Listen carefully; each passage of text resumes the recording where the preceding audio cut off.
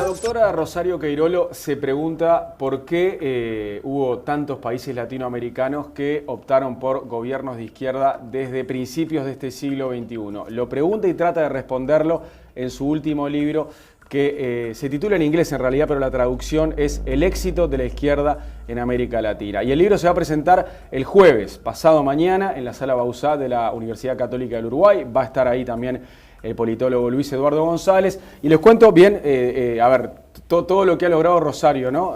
Porque hay que bajar a leer todo lo que es. Rosario es profesora del Departamento de Ciencias Sociales y Políticas de la Universidad Católica del Uruguay, es responsable de la Secretaría de Investigación y Producción Académica, también de la Católica, y es doctora en Ciencias Políticas de la Universidad de Pittsburgh, o sea, ahí realizó el doctorado durante 13 años. Y hoy nos visita en El Observador TV. ¿Cómo te va, Rosario? Muy bien, gracias por la invitación. Bienvenida.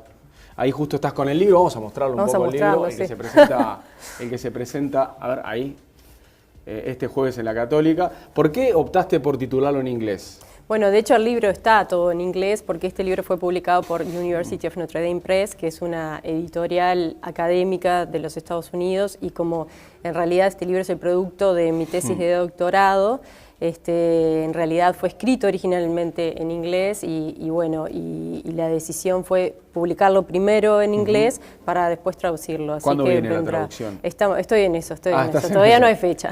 Muy bien. Bueno, a ver, ¿lograste responderte la pregunta esa o no? Sí, esta pregunta ya venía siendo un poco analizada por otros investigadores que básicamente se planteaban la duda de si el éxito de los partidos de izquierda a partir de fines de los 90 y básicamente comienzos de los 2000 era el reflejo del fracaso de las reformas que fueron llamadas neoliberales o el consenso de Washington en América Latina, o si por el contrario era como producto de un descontento con la situación económica reinante y simplemente un deseo de que, digamos, otros partidos gobernaran, de cambiar, ¿sí? Este dilema entre estas dos alternativas, ¿sí? Si una cuestión más desorientada a las políticas, es decir, rechazamos estas políticas neoliberales, o por el otro lado, esto tiene más que ver con un tema de rendición de cuentas y que gobiernen otros que no hayan gobernado, era la gran pregunta. Y bueno, en mi libro lo que plantea es que la respuesta es que la izquierda gana en tantos países en América Latina y logra poner presidentes de partidos que en diferentes grados son identificados con la izquierda, pero todos tienen algo de izquierda al menos, porque los ciudadanos latinoamericanos de alguna manera buscan una oposición creíble, y en ese momento la oposición creíble está representada por los partidos de izquierda. Entonces, no es que quieran medidas más socialistas, no es que quieran la nacionalización de las empresas públicas, ni es que quieran ningún tipo de revolución muy importante, simplemente lo que quieren es mejores resultados económicos. Entonces, viene a ser como la segunda opción, ¿sí? Es la segunda opción, pero supongo que también en todos los países la izquierda tiene ese sesgo de sensibilidad social, o sea, muestra una sensibilidad social que supongo que los votantes lo notarán a la hora de meter el sufragio. ¿No te parece que también fue por ahí? Sí. Como que por lo menos la izquierda te ofrece una sensibilidad social o te promete que los otros partidos no tuvieron. Sí, eso después uno lo puede analizar de acuerdo a, bueno, cómo gobiernan, ¿sí? Y si en definitiva las políticas que implementan los partidos de izquierda son distintas a las políticas que implementan los partidos de centro y de derecha. Y hay diferencias. Este trabajo en este libro no abarco ese tema sobre cuáles son las políticas que en definitiva terminan implementando esos partidos de izquierda, pero sí, los ciudadanos en cierto sentido perciben estas diferencias, pero no votan, ¿sí? por esas diferencias, que eso era como el otro argumento, que fue un argumento muy predominante en ese momento, y no solo, o sea, a nivel académico, pero también fue como el discurso a nivel de la prensa. Uno leía la prensa internacional y decía, bueno, ahora está ganando en este país llega la izquierda por esto, en este también por lo... Siempre era baja la pobreza, o sea, es algo clave, como que el pobre pretende dejar de ser pobre. Sí, está bien, sí, pero eso tiene... Es correcto y funciona en parte así, pero digamos que la gente quiere vivir mejor y no importa tanto cuáles van a ser las políticas. Ese es el argumento del libro, ¿sí? O sea, no importan tanto las políticas, digamos, el sesgo que vayan a tener o el sesgo del lineamiento ideológico, sino lo que importa es que esas políticas den resultados, que esas políticas disminuyan la pobreza, que esas políticas reduzcan el empleo. Un argumento que muestra el libro es que en general en los países donde a la izquierda le fue mejor y creció su porcentaje de votos, no fue en aquellos países donde se implementaron más reformas económicas, y entonces uno podría decir más reformas económicas neoliberales, y entonces podríamos decir, bueno, ahora es un movimiento pendular y la gente se pone en contra de esto y vota por la izquierda, sino en aquellos países donde lo que aumentó fue el desempleo. Entonces la izquierda, para llegar al gobierno, sí se benefició en cierto sentido de altos niveles de desempleo. Entonces ahí, digamos, lo que propone la izquierda se vuelve algo atractivo para los votantes y que dicen, bueno, entonces... Elevar la tasa de empleo. Claro, estos partidos sí me dan más tranquilidad de que se van a preocupar porque tengamos empleo, ¿sí? Porque haya trabajo, por producir, por generar más fuentes laborales. Entonces, en ese sentido, sí es que la izquierda, de alguna manera, cuando uno ve niveles altos de desempleo, ahí entra la izquierda. Bien. Esto claramente en una coyuntura histórica que fue el comienzo de los 2000, que fue después de la implementación de las reformas neoliberales que sucedieron en los 80 y en los 90. Sí. No es que necesariamente esto se vaya a reproducir en otros ciclos económicos y políticos. Vos te enfocas mucho en 3 casos, que son los de Brasil, México y Uruguay, pero también atendés el fenómeno de Hugo Chávez en Venezuela, porque Chávez le dio el puntapié inicial a esta ola de triunfos de izquierda, ¿no? Ahí a fines de los 90. Sí, exacto. En realidad Chávez fue como el comienzo de esta ola de gobiernos que empiezan a ser de izquierda y que llevan a partidos o presidentes. A veces no son presidentes con partidos muy fuertes, o no son presidentes que sean de izquierda necesariamente, pero son apoyados como en ese caso, por ejemplo, de Lugo. ¿Sí? Lugo no era que fuese un presidente de izquierda, pero sí estaba apoyado por sectores de izquierda. Hay diferentes combinaciones, sí, pero Chávez fue el primero de toda como esa... De todo ese grupo. Sí, lo de Lugo fue muy particular porque para llegar al gobierno y ganarle a los colorados que habían gobernado durante 60 años tuvo que hacer una alianza con el Partido Liberal, que era más de derecha que los colorados. Exacto, entonces cuando también a él le dan ese golpe parlamentario que lo sacan, queda como presidente un dirigente político que era más derechista que los colorados. Fue un fenómeno muy extraño. Exacto, entonces en ese caso, si bien en el momento se percibía como, bueno, está llegando también un gobierno que es más de izquierda que lo que había sido el Partido Colorado, claramente, y que se podía clasificar en cierto sentido de esa manera, era un presidente que tenía apoyo de diferentes partidos o diferentes sectores de la sociedad, y que claramente después cuando cae... Hasta se le pusieron en contra a sus compañeros de fórmula, ¿no? Sí. Y bueno, ¿por qué te preocupaste tanto, por ejemplo, por México? Bueno, me pasa que en los 3 casos que analizo en profundidad, lo que se muestra es que en esos 3 países, en México, en Brasil y en Uruguay, la izquierda crece sistemáticamente, sí, pero en Brasil y en Uruguay llega al gobierno, ¿sí? En Brasil llega en el 2002 con el PT y bueno, con Lula, con Lula en su quinto intento, exacto, ¿no? Sí, y llega finalmente a ser presidente, y en Uruguay con el Frente Amplio en el 2004 con Tabaré Vázquez, pero en México no llega. ¿Sí? El PRD pierde la elección del 2000, que es como la elección de la apertura en México, ¿sí? Por el PAN. Sí, en contra, gana el PAN.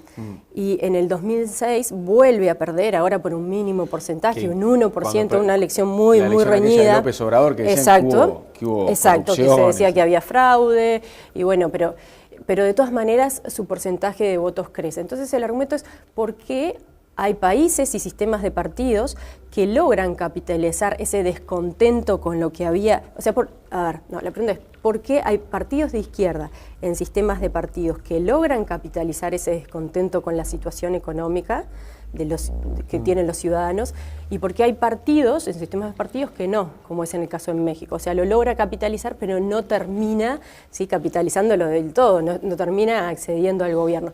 Y la pregunta es, y la respuesta es porque hay oposiciones que a veces se tornan más creíbles que otras. Para que una oposición sea creíble, nunca tiene que haber estado en el gobierno. ¿Sí? De alguna manera tiene que decir, bueno, yo estoy limpio, no tengo nada que ver con este desempleo, no tengo nada que ver con estas reformas que se implementaron, no tengo nada que ver con cualquier guarismo elevado de pobreza, no tengo nada que ver con una crisis hiperinflacionaria, no tengo nada que ver, ser un poco como la oposición limpia. Esto es la más fácil ganar. Así es más fácil ganar. Y en definitiva, eso lo tiene el PT cuando llega a ser gobierno en Brasil, eso lo tiene el Frente Amplio cuando llega a ser gobierno en Uruguay. Claro, y además cuando lo vienen intentando hace muchos años, también la gente dice, bueno, ahora vamos a darle una oportunidad a ellos. Hay algo de eso, ¿sí? Sí. Sin embargo, el PRD en México también tiene como esta cuestión de oposición creíble. Sin embargo, hay otra oposición creíble que viene de la derecha, que es el PAN, que compite. Entonces, cuando no sos el único que está compitiendo por ser esa oposición creíble, ahí entran en consideración otros factores. No alcanza con ser la oposición creíble de no haber estado, de no tener relación con, digamos, como con los malos resultados de gobiernos anteriores, sino que además entran otras consideraciones como pueden ser cómo te ven los votantes, cuál es la percepción que los votantes tienen sobre cómo vas a gobernar, qué tanta confianza tienen en qué tan eficiente vas a ser, en qué tanta capacidad de llevar adelante un país tenés. Y es ahí donde el PRD pierde y el PAN gana. El PAN tiene una ventaja de ser un partido como que se ve como más de una forma más que va a ser más efectivo, que tiene más capacidad de gobierno. Y supongo que cuando intentaste meterte en el triunfo de la izquierda en Argentina te dio un dolor de cabeza. Bueno, izquierda, Argentina es todo un caso, porque el peronismo... Ese partido justicialista, exacto, el peronismo... El peronismo que tiene sí su ala de izquierda claramente ahora, pero que antes en realidad compite con toda una ala no de izquierda. Y súper neoliberal también. Sí, claro. Argentina en la ciencia política siempre se dice es muy difícil de comparar con otros países. ¿Y qué te pasó ahí? No es uno de mis casos por eso, justamente. ¿Evitaste dolores de cabeza? Evité dolores de cabeza, sí. Bueno, por ejemplo, vos ponés énfasis en estos tres casos que decís vos, mencionás el puntapié inicial de Chávez, lo de Argentina decís que más o menos lo rodeaste, no te metiste a fondo, y en Chile, donde ganó la derecha, ahora en medio de esta ola de izquierda, Piñera obtuvo un triunfo, después ahora perdió la derecha con Bachelet. Pero ¿cómo explicás de repente capaz esos países en los que le vuelven a dar la oportunidad al neoliberalismo? Sí, bueno, ahora ya digamos que nadie mucho habla de neoliberalismo, ¿no? Como que pasó ese shock de reformas y de hecho, inclusive aquellos organismos internacionales que más las promocionaron, las reformas del Consenso de Washington, ya están como de vuelta y hablan de las reformas de la tercera generación y ya nadie habla de aquellas reformas que incluían, bueno, flexibilización laboral intensa, privatizaciones, digamos que la agenda ha pasado a otros asuntos. Entonces, capaz que hoy, digamos, el rango de políticas se ha achicado, es más angosto, ¿sí? Entonces, en definitiva, que haya alternancia entre la izquierda y la derecha parece ser como menos traumático o menos violento que lo que podría demostrar en realidad el caso de Chile, sí, bueno, se pasa de un gobierno de izquierda a uno de derecha y después se vuelve a uno de izquierda. Eso también no está incluido en este libro, pero es como parte de una agenda de investigación con la que estoy continuando, que tiene que ver con cómo le va a los partidos, a estos partidos de izquierda después en las reelecciones, ¿sí? Y es otro capítulo, ¿sí? Hasta dónde logran mantenerse en el poder o hasta dónde, de nuevo, empieza un movimiento que vuelve a interactuar de nuevo con alternancia de gobiernos o de centro derecha. ¿El latinoamericano es un votante impredecible o no? Es mucho más predecible que lo que, en mi opinión, y este libro parte es lo que demuestra que es mucho más predecible de lo que antes otros investigadores habían puesto sobre la mesa. En definitiva, siempre está la idea del votante latinoamericano como alguien que responde mucho al voto clientelar o a cuestiones de campaña como, no sé, el eslogan, la apariencia de un candidato, la figura del líder, ahí va, la ¿no? figura del líder, bueno, mucho del carisma. Y no es que esas cosas no sean importantes, por supuesto que lo son, pero también es mucho más racional, porque en definitiva lo que demuestra este trabajo es que los votantes votan mucho, por ejemplo, por el bolsillo, ¿sí? Por cómo les ha ido, por su situación económica y porque cómo han visto que le ha ido al país, cómo es la situación económica del país. Y eso implica mucha racionalidad y eso también implica que los votantes no solo son predecibles en estos comportamientos, sino que son capaces de exigir a los políticos ciertos resultados. Y en ese sentido es algo bueno para la democracia. Y si no, alterno el poder. Y si no, los cambio. Si usted no me está dando lo que yo estoy buscando, si no me da los resultados que espero, entonces tengo la opción de una vez cada 4, 5, 6 años, cual sea el periodo de intelectoral, sacarte y poner a otro partido. Es bueno eso. Es buenísimo, claro. Y eso entonces habla de que después de ya algunas décadas de democracia en América Latina, ¿sí? Los votantes latinoamericanos están aprendiendo a tener ese comportamiento que claramente antes solo se le adjudicaba a votantes del primer mundo. Claro, estamos aprendiendo a tener ese poder, ¿no? Exacto, estamos aprendiendo a ejercer nuestro poder de ciudadanos. Bien, ¿qué características observás en esta campaña electoral uruguaya? En esta campaña electoral uruguaya, bueno, es una campaña, digamos que se ha demorado en agitar y ahora está como creo que tomando mucha forma y bueno, y se están empezando a discutir más sobre algunas ideas y algunos programas. Faltaba eso, ¿sí? No había discusión sobre políticas, digamos que en la última semana o el último par de semanas empezó a conformarse más algunos debates sobre ciertas políticas. Yo creo que la gente que está interesada en el tema exigía discusiones sobre ideas y me parece que se avivaron los candidatos y los partidos entraron a discutir sobre eso, ¿no? Sí, el argumento es siempre bueno, pero a los ciudadanos no les importan tanto las ideas, pero no es así, ¿sí? Claro. O sea, es verdad que los ciudadanos, la mayoría de las personas no van y leen un programa, ¿sí?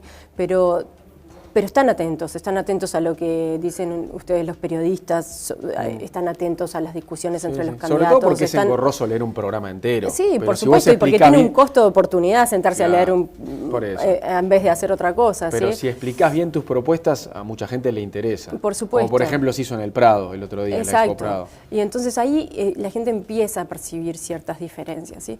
Pero esta creo que es una elección que evidentemente por lo que muestran las encuestas va a ser una elección bastante pareja y bueno, y en definitiva creo que lo que muestra también este momento electoral es que bueno, que ya yendo un poco también al argumento del libro, es que ya ningún partido lleva como ese envión de ser una oposición creíble, impoluta, ¿verdad? Y todos tienen que estar rindiendo cuentas y en un trabajo mucho más exigente frente a la ciudadanía, que es, bueno, yo de acá a los próximos 5 años quiero esto, bueno, gánese mi confianza. Es más difícil ser candidato hoy que antes de repente, hay que trabajar más. Creo que siempre hay que trabajar mucho, pero es un momento en donde los 3 partidos mayores del país ya gobernaron, entonces cada uno puede mostrar lo que hizo, lo que no hizo, tiene que mostrar cierta renovación frente a lo que ya hizo, digamos, están como en igualdad de condiciones. Antes el crecimiento del Frente Amplio hasta el 2004 tenía algo de piloto automático, independientemente de que los políticos del Frente Amplio trabajaran mucho para eso, ¿sí? Había un viento positivo que lo empujaba, ¿sí? Un viento de cola que lo llevaba a crecer. Hoy eso ya no se da. Entonces implica otro trabajo de comunicación con el electorado, con los ciudadanos, para eso, decirle, mire, bueno, esto es lo que hice, esto es lo que pretendo hacer para el futuro, y desde la oposición decir, bueno, nosotros muy bien esto, pero queremos esto otro, ¿sí? Creo que por eso es importante hablar de ideas y de programas, más allá de contar las 180 o 200 páginas que un programa tenga, pero sí ir con ciertas ideas, porque en definitiva la gente sí es perceptiva sobre eso, sobre todo en los temas aquellos que les preocupa a los ciudadanos, como son el de la seguridad y el de la educación. Bien, hoy son exacto, los que hoy problemas son las dos prioridades. Rosario, la presentación, reiteramos, es pasado mañana, el jueves, a las 7 de la tarde, en la Sala Bauzá de la Universidad Católica, y va a estar Luis Eduardo González. Sí, uno de los comentaristas es Luis Eduardo González y el otro es Rafael Piñeiro, que también es profesor del Departamento de Ciencias Sociales y Políticas de la Católica. Bueno, después avisanos cuando se haga la traducción al castellano, porque hay mucha gente que lo va a querer tener. Encantada. Gracias. Gracias a ustedes por la invitación. Que pasen bien.